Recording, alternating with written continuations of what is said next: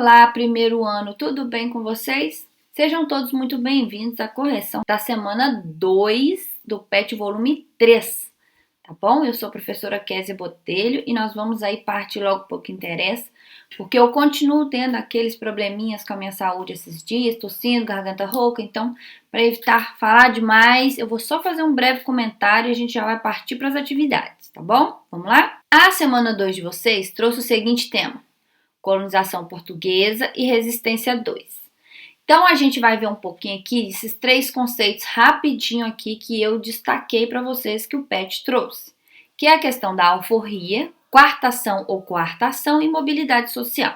É importante vocês saberem e lembrar o que era uma carta de alforria, por exemplo, tá? Então, vamos lá. A alforria era a liberdade de um escravizado que podia ser comprado pela própria pessoa escravizada ou dada a ela através de um documento escrito e registrado em cartório, a carta de alforria. Essa carta dava liberdade ao escravizado, seja ela comprada por ele ou seja ela doada pelo seu dono, seu antigo dono aí que queira, fazer esse agrado a essa pessoa. Quartação ou quartação era a forma de compra da alforria por meio de pagamentos parcelados. Eles iam comprando e pagando de pouquinho em pouquinho, mas era muito difícil, muito demorado, e eles tinham que conseguir um trabalho para fazer fora do horário em que não estavam sendo utilizados como escravo. É uma luta. E a questão da mobilidade social, que é a possibilidade de poder mudar aí a classe social, se ascender um pouquinho, melhorar a situação de vida. E também essa mobilidade social pode se dizer a respeito de regredir também na mudança de classe social. Pode ser para melhor e pode ser para pior. E aí o PET trouxe para vocês a indicação de um filme chamado Chico Rei. Eu até procurei aqui no YouTube, eu achei, tem esse filme completo no YouTube, mas ele é bem antigo. E ele conta aí a vida de um rei do Congo, que foi sequestrado lá, trazido à força para o Brasil. Imagina, o cara era rei, gente. Vim para cá para o Brasil para ser escravizado. Então ele foi aprisionado, foi escravizado e veio para as regiões de Ouro Preto, ali nas minas de ouro. E aí, com o passar dos anos, ele conseguiu comprar a alforria dele e ainda se tornou proprietário de uma mina de ouro. E ele ajudou também vários outros escravos a conseguir aí as suas cartas de alforria. Muito interessante a história dele, vale a pena assistir o filme. Vamos então para as atividades. Aqui o PET trouxe um texto para você dar uma lida neste texto, para você estar respondendo as atividades aqui embaixo. Então, nós vamos aqui para o número 1. E o número 1 é o seguinte: explique como os escravizados podiam comprar suas alforrias na sociedade rural do Nordeste no século XVI e XVII e na sociedade mineradora do século XVIII. Bom, gente, no Nordeste colonial, aí eu coloquei: havia escravizados que recebiam de seus senhores pequenos lotes de terra para a produção agrícola e uma pecuária de pequeno porte. E essa pecuária de pequeno porte era a criação de bovinos, cabras, porcos, galinhas, e as plantações também que eles faziam eram de mandioca, feijão, milho, batata, inhame e outras hortaliças. Isso ajudava a sustentar a eles mesmos. Então, ou seja, fazia com que o senhor desses escravizados aí tivesse uma dívida menor para com eles, gastasse menos para suprir as necessidades dessas pessoas. E com isso, aí continuando aqui, sendo assim, minimizava os custos do senhor para com os escravizados e que, por sua vez, adquiriam recursos materiais ou juntavam dinheiro para adquirir a sua alforria ou de familiares.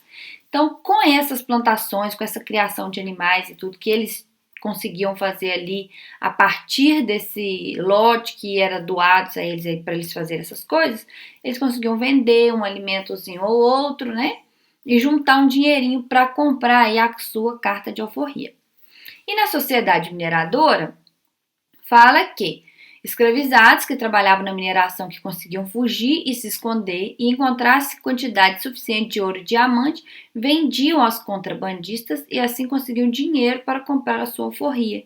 Então, a grande maioria ali na região das minas era o contrabando mesmo. Quando eles conseguiam esconder o ouro, vendia esse ouro e depois conseguia comprar a sua alforria. Número 2. Identifique e descreva como as mulheres escravizadas poderiam obter a desejada alforria. Então, eu tirei esse trecho aí do texto que está aí para você ler e responder, tá? Muitas vezes, a alforria era dada pelo senhor à sua escravizada, que passava a viver com ele, e com ele tinha filhos. Só que eu coloquei uma complementação aqui, embora sabemos que o relacionamento entre senhores e escravizadas eram, na maioria das vezes, por meio da violência. Então, gente, não pense você que toda a escravizada que conseguia sua alforria por ter um relacionamento com o seu senhor, né? Não acontecia com todas, não. Fora que as crianças nasciam, elas nasciam escravas. Ela poderia ou não obter aí a questão da carta de alforria do senhor se ele quisesse ou não. E a maioria das vezes esses relacionamentos eram abusivos, elas eram estupradas e tudo mais. Então não quer dizer que era consensual e que nem sempre acontecia isso, tá bom? Existem outros casos, né, que não estão constando aí no texto, que a mulher escravizada, principalmente as que trabalhavam no serviço doméstico, elas tinham chance de conseguir comprar a sua alforria trabalhando aí nas horas que conseguiam ter aí de espaço livre, vendendo alguma coisa, né, fazendo qualquer tipo de serviço doméstico, além do que já fazia, para conseguir juntar dinheiro para que ela pudesse comprar sua alforria. Em alguns textos que eu li, que isso ajudava muito algumas das escravizadas que trabalhavam no meio doméstico. Bom, enfim. E algumas também, elas faziam com que o seu preço diminuísse, né? Mesmo que fossem espancadas, apanhavam bastante, elas se recusavam a fazer os serviços que às vezes o senhor mandava, que via nela uma pessoa assim, sabe? Gastei o meu dinheiro à toa, até se desfazer aí da sua escravizada, né? Mas bom, gente, infelizmente é isso mesmo que acontecia. Triste, mas é verdade. 3. Por meio do que aprendeu com o texto, em sua opinião, você acha que era mais difícil as mulheres escravizadas ou os homens escravizados conseguirem alforria? Justifique a sua resposta. Então, a resposta, ela é pessoal, mas a minha que eu coloquei é o seguinte: depende do local que se encontrava. O mercado doméstico oferecia mais oportunidades às cativas do que aos escravos, e nas regiões mineradoras era mais fácil para os homens, mas não podemos mensurar ao certo. Analise o texto a seguir para responder as questões 4 e 5. Então, vem um texto para você responder as questões 4 e 5. Vamos para 4. De acordo com esse censo de 1804, os libertos desempenhavam atividades econômicas diferentes da época em que eram escravizados? Aí tá aqui as atividades, ó. Faiscadores, quitandeiras, alfaiates, sapateiros, atoeiros, carpinteiros, celeiros, vendedores de lenha, pedreiros, músicos, marceneiros, escultores, vendeiros, soldados, carreiros e padeiros. Aí eu coloquei que não. Porém, de acordo com o texto, existia um grande número se dedicando a várias atividades, mas muitas dessas atividades eram desempenhadas por eles antes de serem libertos. Algumas não, algumas sim, mas a maioria dessas atividades já eram feitas pelos escravos, mesmo antes deles serem aí libertos. E a 5. Se você respondeu não à questão anterior, mesmo assim, podemos considerar que houve ascensão social? Por quê?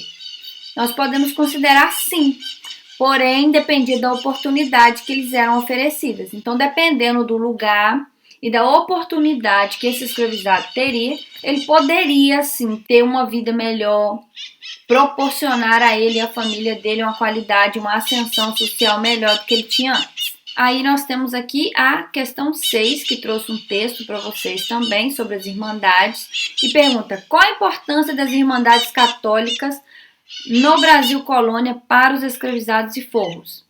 Então, essas irmandades, elas reuniam escravizados, reservavam parte dos recursos para a compra de alforria e de alguns de seus membros, e também serviam de momentos de afirmação de identidade cultural e confraternização. Então é isso, meus amores, chegamos ao fim da semana 2. Eu espero você aqui na semana 3 e até a próxima. Se foi útil, curte esse vídeo, indica para o seu colega para você me ajudar também, tá bom?